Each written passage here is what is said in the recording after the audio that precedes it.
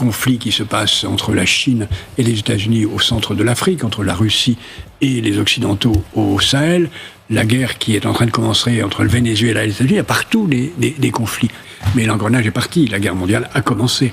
Nous, Européens, nous n'y sommes absolument pas préparés, nous n'avons pas les armements qu'il faut, nous dépendons des États-Unis de mille et une façons, et il est temps de se réveiller. On est totalement démunis, et on n'a pas créé les conditions, en plus d'avoir les armements. Mais en fait, ce que vous nous dites, Jacques Attali, c'est que nous ne sommes pas souverains en tant qu'Européens. Non, nous ne sommes pas du tout souverains.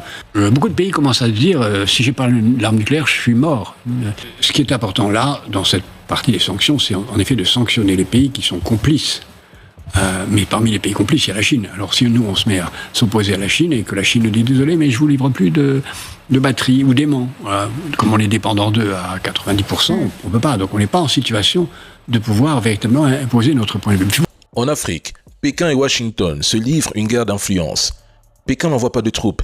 Elle construit des routes, des ponts, des chemins de fer, des ports, des stades, des centrales électriques. Là où les Occidentaux imposaient des dettes avec le FMI, la Chine arrive avec du béton, de l'acier, des infrastructures visibles, des projets. La Chine tient la clé de l'économie du futur.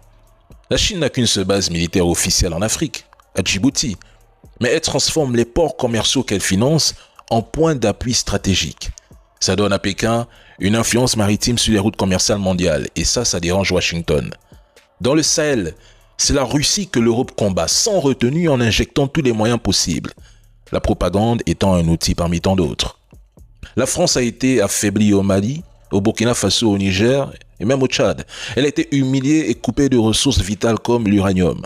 Résultat, l'Europe s'enfonce dans une crise énergétique. L'Afrique détient 30% des réserves mondiales de minerais critiques.